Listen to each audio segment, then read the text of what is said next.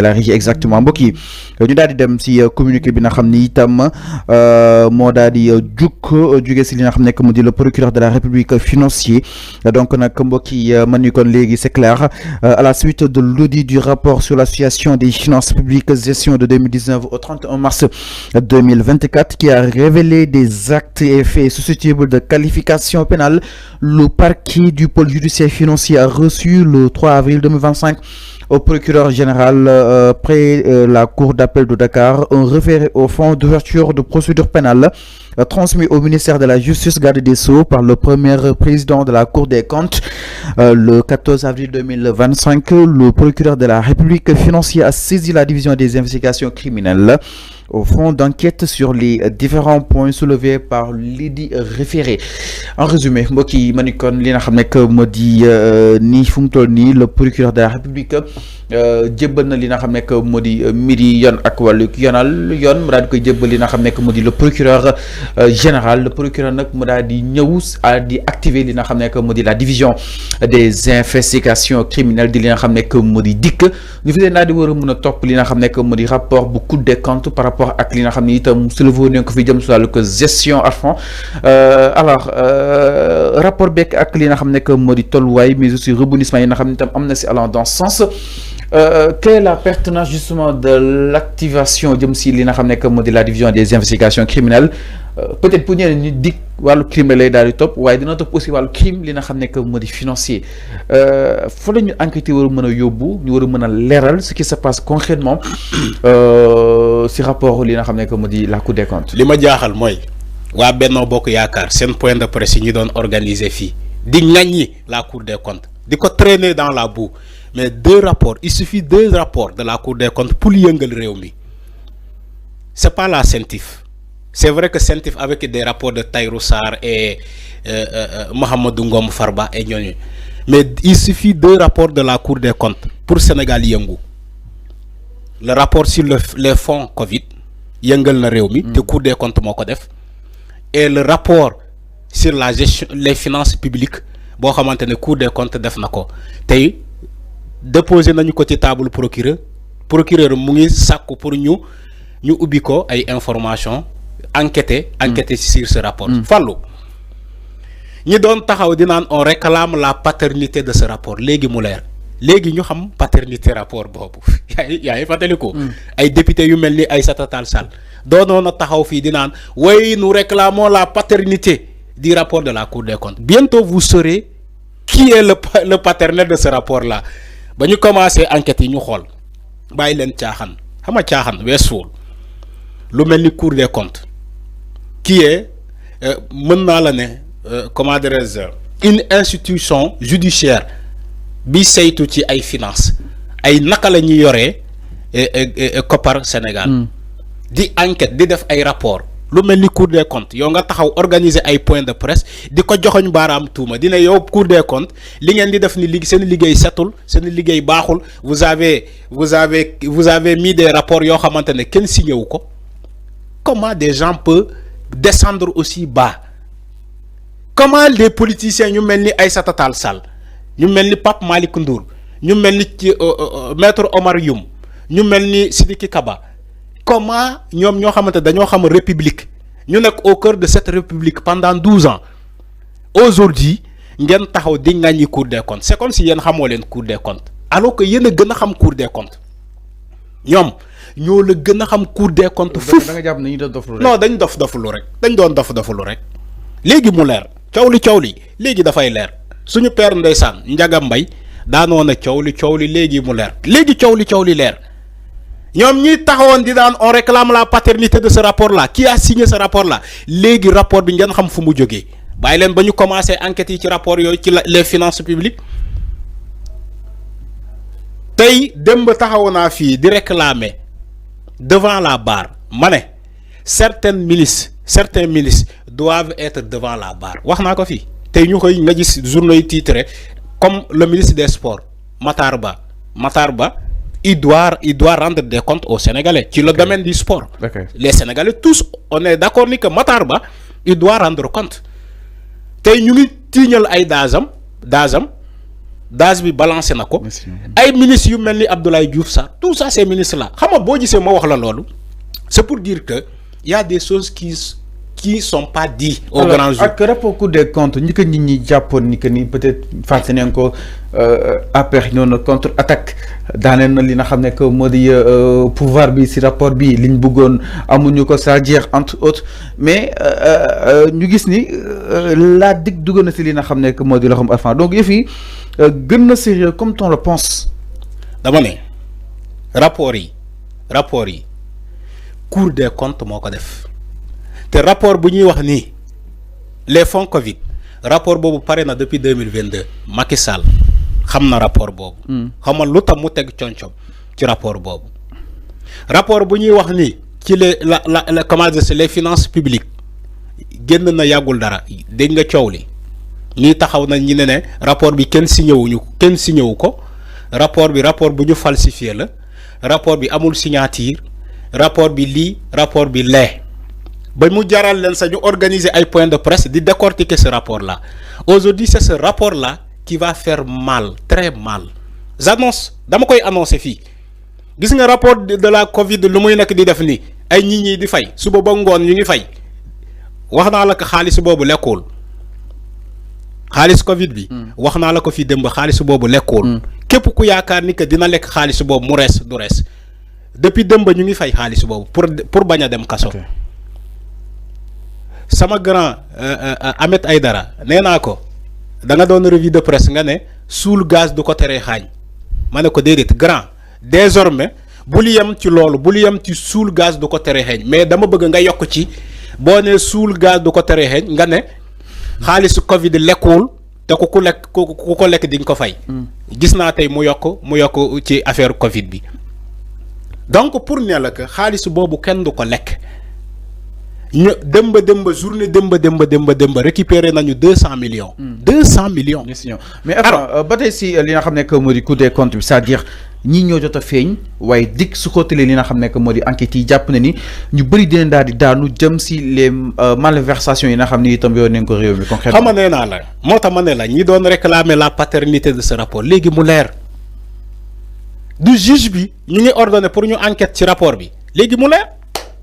On saura maintenant ci rapport boobu kan moo ko signé ndax un rapport c'est un rapport crédible. gis nga tappale boo tappalee ba romb sa kër maanaam ngay tappale mën nga tappale sa biir kër mais boo génnee sa biir kër di tappale ci biti mooy yow tu joues avec le feu parce que dañu lay xamal ni que yow li nga nekk nii tong ay tappale la. da ngay fekk ay tappalekat ci mbedd bi ñu lay corriger moo tax ñoom lu ñuy def nii tappale lañ doon def. dinaan rapport bi wooy di ŋàññi rapport bi aujourd'hui les magistrats même ont reconnu la paternité de ce rapport là et la crédibilité de ce rapport les magistrats laa la wax parce que ñoom ñoo santaane pour ñu enquête ci rapport boobu magistrats yi laa la wax.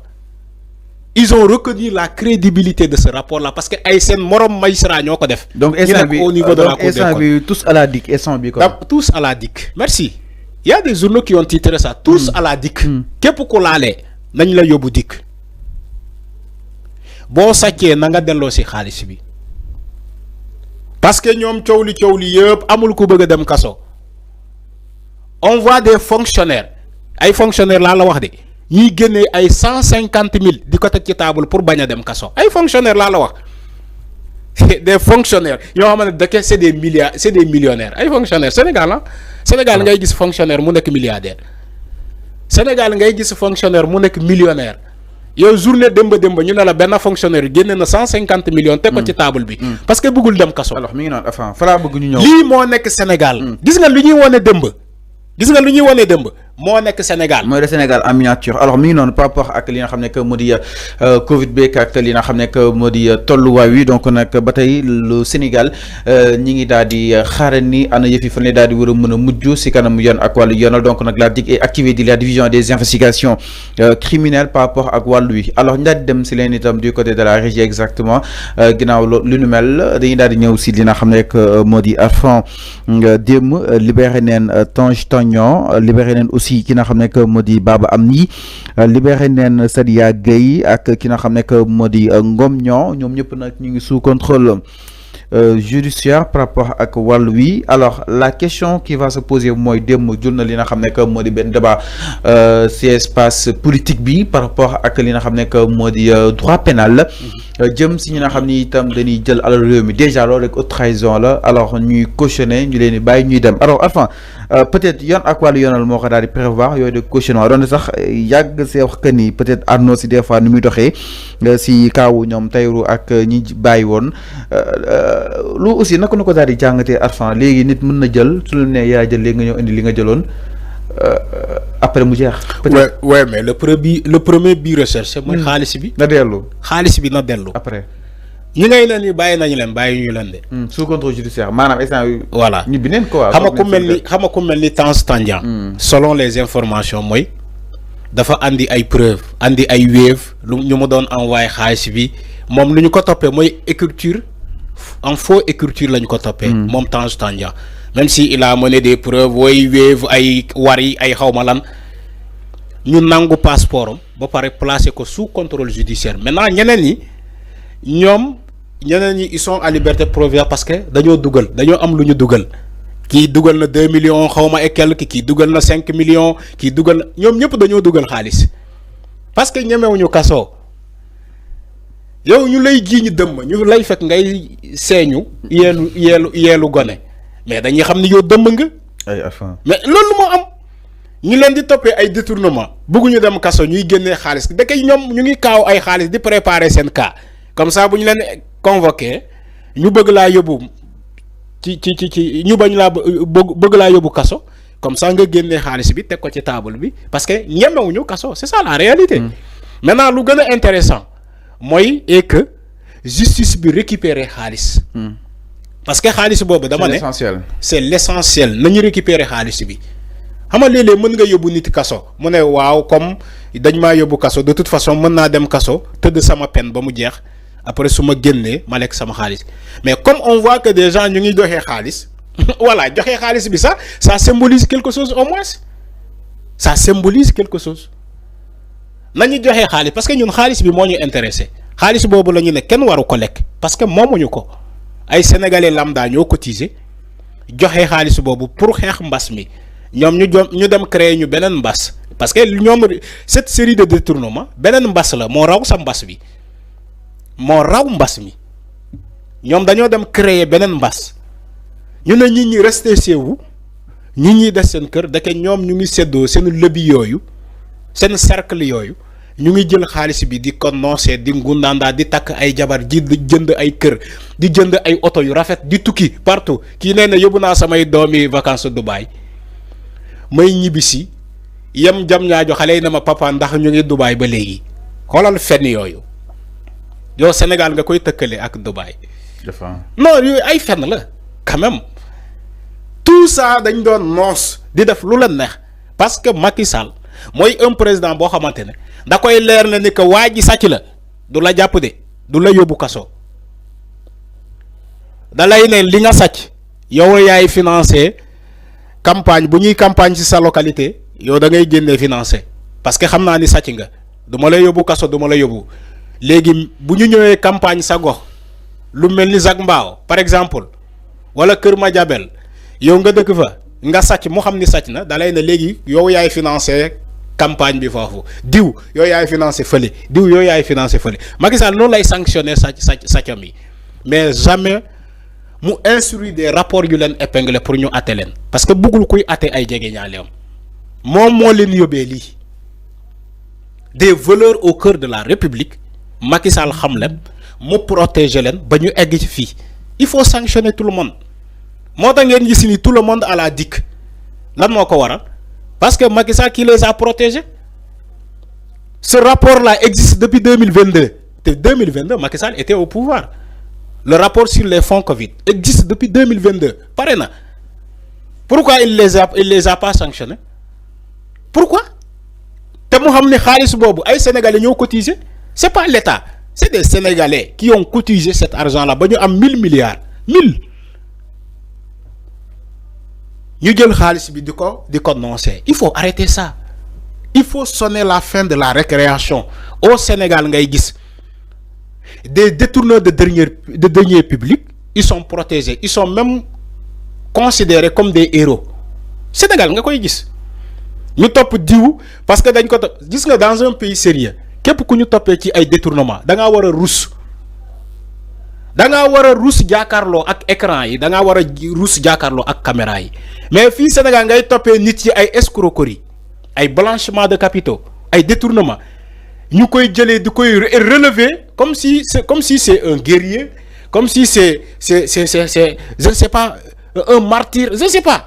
Sénégal kese nga koy gis te durusan day dem tok ci plateau yi di wax ba wër sénégalais tous les voleurs ñu dak sàcc Sénégal ñom ñoy dem ci plateau yi di wax ba wër sénégalais ñoo la dak wax fouf ñoo la dak menacer fouf te ñom ay sàcc lañu. C'est ça la réalité. Lolu moy Sénégal. Il faut démasquer ces personnes là. Ils sont en train d'être démasqués, ces personnes là. Il faut les démasquer et les traduire en justice. Je crois que tous les Sénégalais, politiquement, mais qui concernant Khalis Sénégal.